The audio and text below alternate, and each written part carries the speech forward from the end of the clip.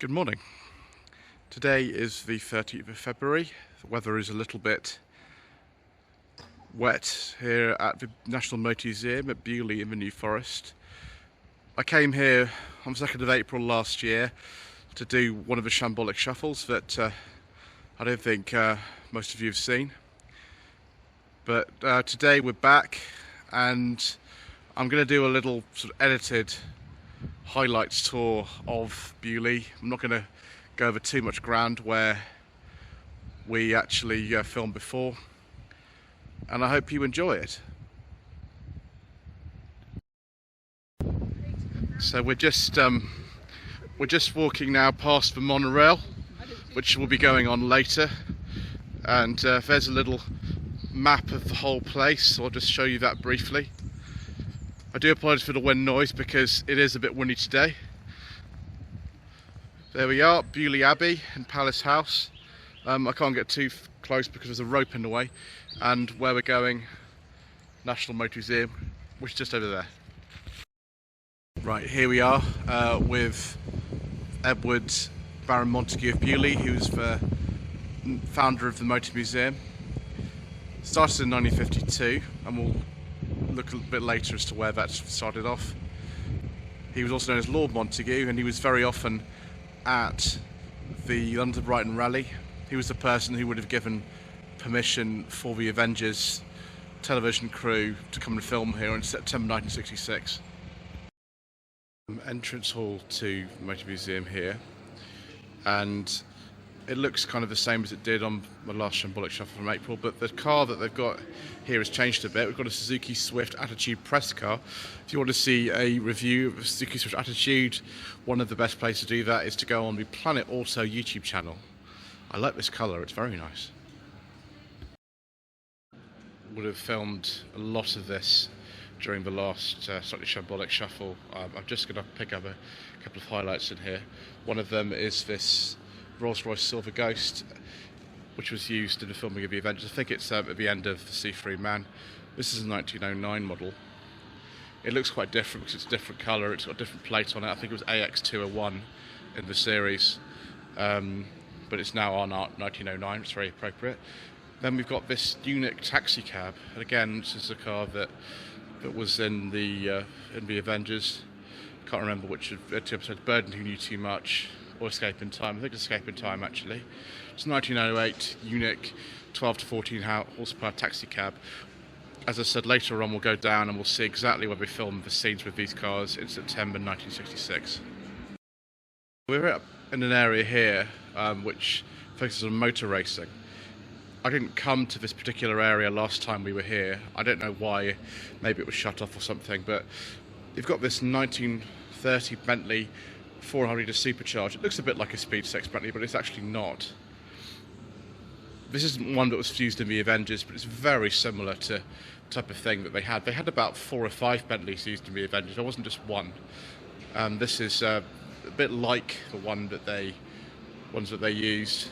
Fabric body on the rear section of the car, next to things like this Bugatti Type 35, Sunbeam 3 litre, and then we got some Formula 1 cars here.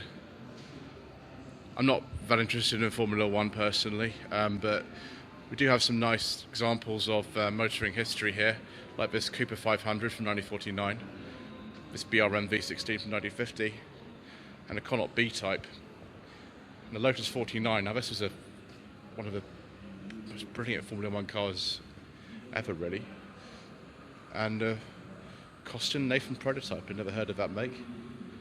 And this would have been familiar to me when I did watch Formula 1. It's a McLaren Peugeot from 1994, driven by Martin Brundle.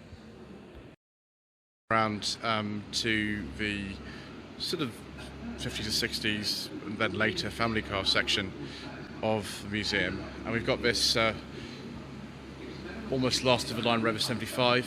It's a 1.8 Connoisseur SE. It's got 1 mile on the clock. It was going to go to Malaysia, but it didn't. Then we've got this Reliant Regal from 1953. That's where it all started, really. Got a Hillman Imp here, very early one.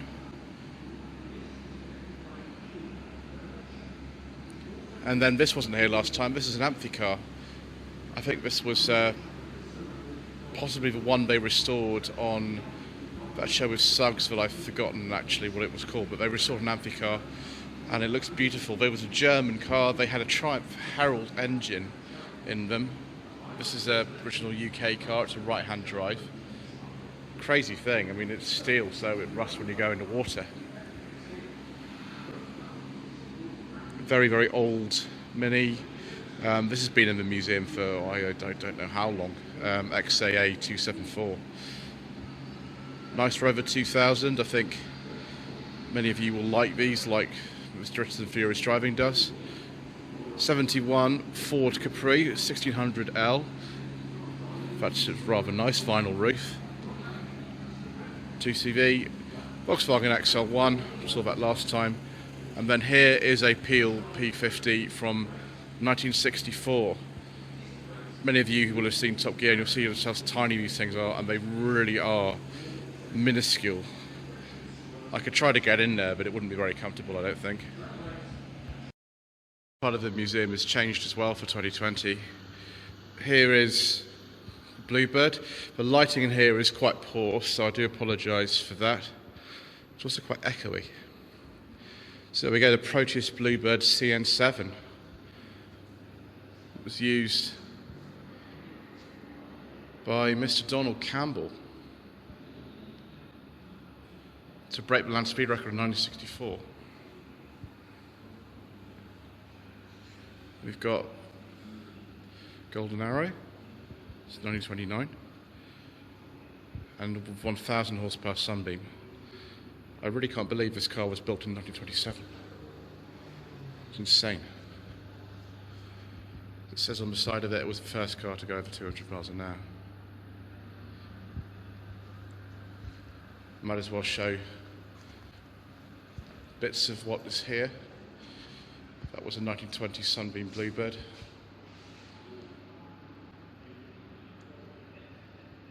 Malcolm Campbell, Donald Campbell's father, drove that. And that's a part of the original tailpiece of it. And there's a model of Frost SSC. Next to this cutaway XK engine. It's the same engine as would have been in the E-Type that I filmed last month. This is out of an early XJ6. I don't know what capacity this is, so I wouldn't be able to tell you.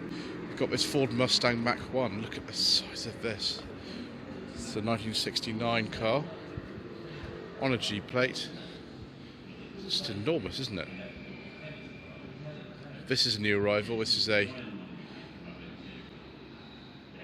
1978 Porsche 911 SC with very, very 70s graphics on it. Extraordinary thing. This MGC. We've got an earlier car. This is a Austin Healey 100M. I do apologise for the background noise. Later they put the engine out of that MGC, which is a C-Series, into the Austin Healey 100 to make the Austin Healey 3000. Originally it was called the Austin Healey 106, and then later on it was 3000 Marks 1, 2 and 3. Well, I'm going to be doing an Austin Healey 3000 Mark 3 later in the year. Something I don't remember from last time I came here is this Dello Mark 2 from 1955. It was a trials car.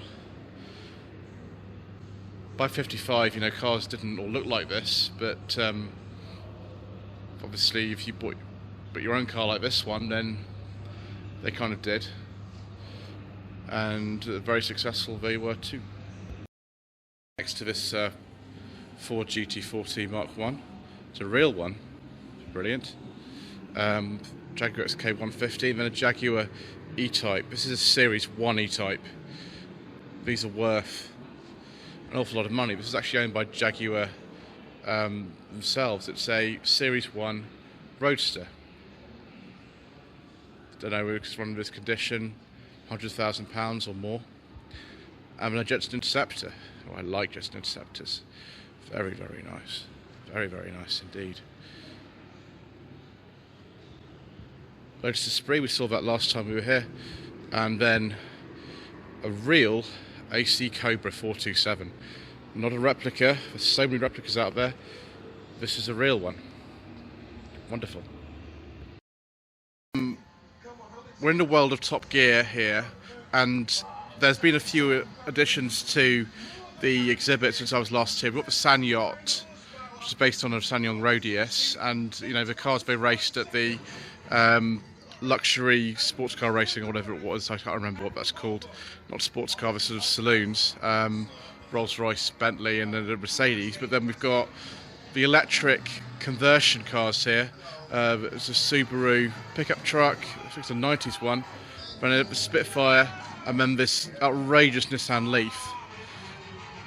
We've got a couple of other cars here with the Renault 4 and the Peugeot 106. I don't actually know what which relate to. I presume these are from one of the new episodes I've not actually seen. But there we go. Those are the additions that have been made since I came here last year. So we're now in the Secret Army exhibition, just as well we're inside because it's a little bit damp outside. This is one of the huts that originally housed things when the National Motor Museum was quite new. The building that we've just seen, the concrete building, that was not opened until 1972. It's quite quiet in here. I'm not going to start the video presentation because I might get copyright infringement and things. It's just all sorts of information about the thing that Ian Fleming was part of in the war.